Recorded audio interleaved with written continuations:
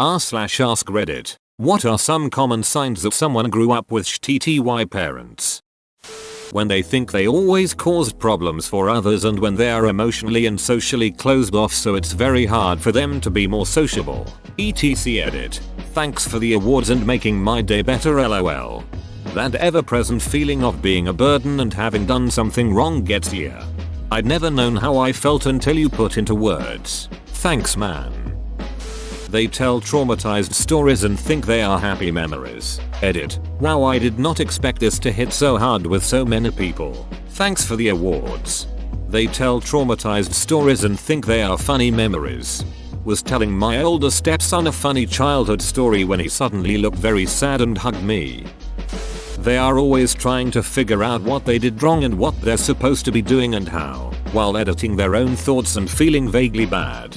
I always felt like every little mistake was my fault and I should apologize for being such a bad person. I wasn't a bad person. I was just a child being a child. Make a mistake around my mum.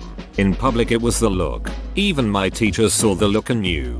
She freaking knew and did nothing when I cowered over something small and stupid. At home it was full on hitting, screaming, getting in my face, destroying things. To my mum, I'm this awful person who doesn't deserve to be treated nicely. Everything bad I did, accident or not, was just to hurt her. Get sick. Doing it to hurt her. Forget something. I 100% did it on purpose to hurt her. It would end in her hitting, screaming.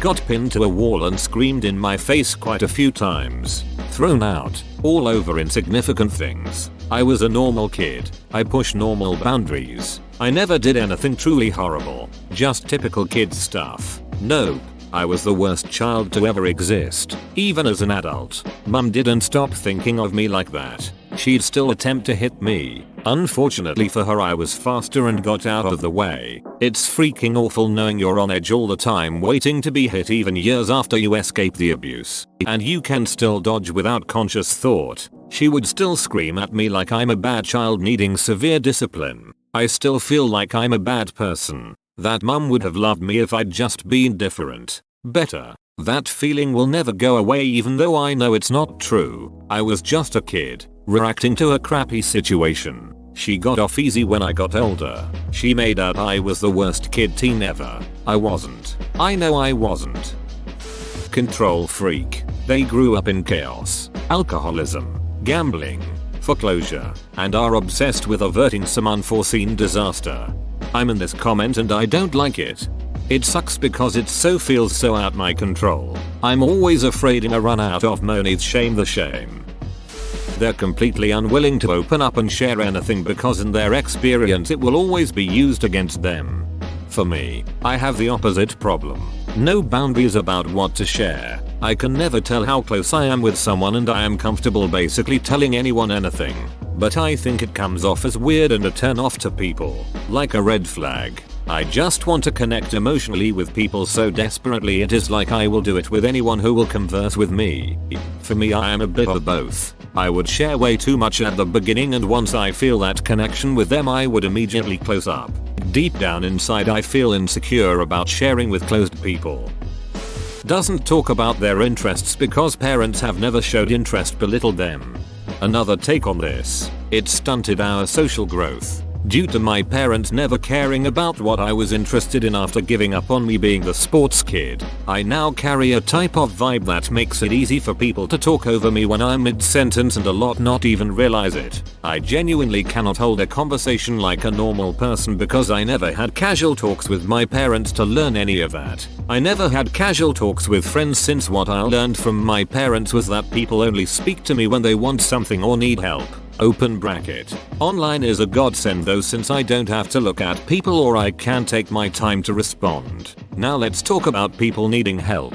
98% of the time I'll help someone if they need it. Mainly out of fear said person will get mad and yell at me. So now I can't even tell if I'm a selfish person or a good person and I struggle every day with that. Too long didn't read parents should care about their child's interests and talk to them like they're people too. If not, they'll more than likely go down the same chain I did and have to learn socializing at 26 and onward. Edit. I'm so sorry so many of you understand, and at that same time it's comforting to know we aren't alone. You all deserve happiness as much as anyone else. 3. We got this. Thank you for the silver BTW. I believe it's a first for me.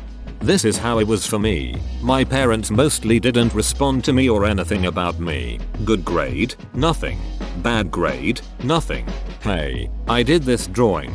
Nothing. I'm sick. Nothing. It's important to be socialized properly as a kid, and that starts really young between parent and child. Unfortunately, I was considered a weird kid when I started going to school, so I didn't get much in the way of socialization there either. Now I'm stuck trying to learn how to be a proper human in my 30s. It's pathetic, and no one has the patience to help me learn that in real life scenarios. Feels like I'm always going to be stunted like this.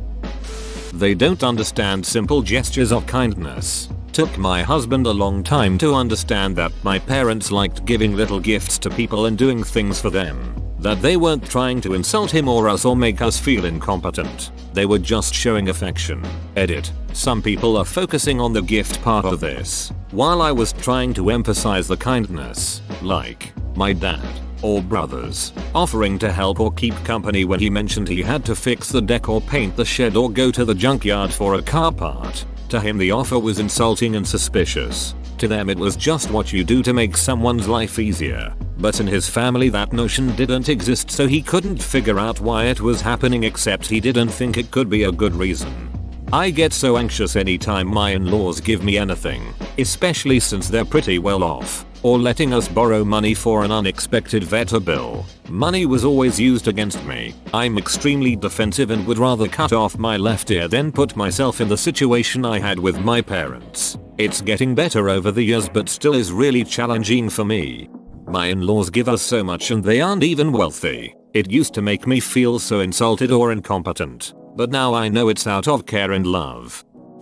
I knew a kid who'd instinctively cover his head whenever someone was behind him, and he'd refuse to sit or stand anywhere that didn't have his back to a wall. His older siblings beat him up regularly. He'd frequently be coming to school with fresh bruises, and when a girl tried to comfort him he thought she was just trying to lure him into a trap and hit her, which got him expelled, and growing up I'd see him around town. He dropped out of school completely and got into drugs. His parents never gave a shit. Never. Not ducking once. He had nothing because his older brothers would steal and destroy anything he ever owned. Even his clothes, so he'd wear the same thing for weeks on end. Is it any surprise that he's been in and out of prison all his adult life? Parental apathy is ducking shit. And to add a cherry on top, his abusive older brothers went on to live pretty happy, fulfilling lives. But the little brother they tortured and abused for years became the societal and family outcast. That's really heartbreaking. Parental apathy is ducking shit. If you can always make a choice for them and not for you, to keep them safe and give them voice when times are troubled too, if you can meet and know their needs, to hold them free from pain or guide them through when pain succeeds, and help to bear the strain if you can, hope to never part, and swear inside you won't then raise a child and share your heart. But if you can't, then don't. People who try way too hard to please and are terrified to put themselves first. This is the saddest trait because it's the easiest for fresh predators to take advantage of when the parents are out of the picture. If only terrible parents knew or cared that they were grooming their kids for future abuse. Edit. Putting yourself first in this context does not mean being selfish or narcissistic. It means having the capacity to set healthy boundaries. It means understanding that your opinions have merit, that your emotions matter, that you should have complete bodily autonomy, and that you shouldn't fear the wrath of Zeus if you say no. Also, it means that you should never have to do anything you're uncomfortable with to earn someone's love. I feel this entire childhood spent pleasing others. Now I feel like I've gone the complete opposite direction. I'm too harsh and beachy. I can't seem to find a safe middle ground.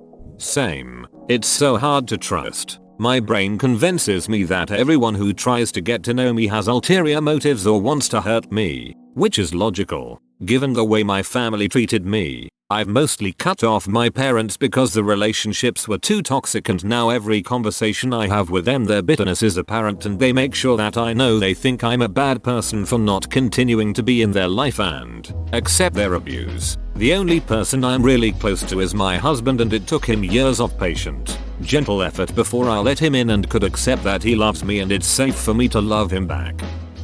They don't form attachments to others. They grew up in an environment where such attachments were a negative and or resulted in negative outcomes. Narcissistic parents are the worst. You can't beat them, so you stop playing the game. 20 years goes by with you wondering why you are alone. Then a therapist points out to you they have been shaping your relationships the whole time by shutting down your ability to value them. Dude, my therapist asked me why I felt like no one ever actually loved me, despite being a few long-term relationships over the last 20 years. I said I really couldn't pick out a boyfriend that ever made me feel that way. He said, anyone else? And that's when I realized that my parents suck. They go out of their way to please people. They can't take compliments because they're so used to being put down. They flinch if they hear someone raise their voice or at loud noises. Edit. I'm going to add in the fact that they're not good uncomfortable with conflict even if they're not directly involved, because they inevitably get dragged into the conflict when their parents are arguing. Ironically, my dad was the first person to realize that I apologize and flinch and even startle a lot. Didn't do or change anything to help me though. Same here, and it's about as coincidental as a murderer being the first to realize they murdered someone. When I told my professor in graduate school that I wasn't going home for Christmas, he said, oh yeah, I mean, your parents can't be the best company. I've seen you apologize for being too polite. Like, yep. Oh damn. Sorry my guy. My wife does this. I'll say something like you're too sweet when she does something nice, to which she replies, oh, I'm sorry. A lack of self-esteem shows up in so many different ways. My so basically told me that I make her worry because I don't boss her around, which leaves her always wondering if I'm disappointed in her or if I feel she's not being a good girlfriend. If I boss her around and she follows my commands, then she knows she's done what she's been told and has nothing to worry about. This has become less of an issue over the years. I refuse to boss her around. I try to show appreciation instead and remind her that I love her. But she still worries she's not good enough sometimes, and I hate that. I don't blame her, but I hate it more than anything. I feel she's never been good enough for her parents, which has left her vulnerable to date guys who take advantage of that and also made her feel like she's not good enough. Edit. To all the people suggesting therapy, she would love to get legitimate therapy. We just aren't financially in a place where that's affordable. She's in an online support group though. She says it really helps, but she wishes she could do the real thing someday. It's great that you're modeling normal, good, respectful behavior for her. You're a good boyfriend. Not being able to remember the majority of their childhood. I'm talking about huge gaps of time you just cannot recall. I get it. Repressing the memories is just the mind trying its best to protect itself. Yep, it's startling hearing my older sister talk about her elementary school years. She remembers so much. I have specific memories, but there's a lot I forgot or have a hard time recalling. My mom was asking me questions about my elementary years a week ago and I could feel myself tearing up because I just couldn't remember. I wasn't bullied, but I felt anxious and uncomfortable all the time in school. My friends remember everything about my life in high school and I forgot it all ASAP. They're a desperate people pleaser.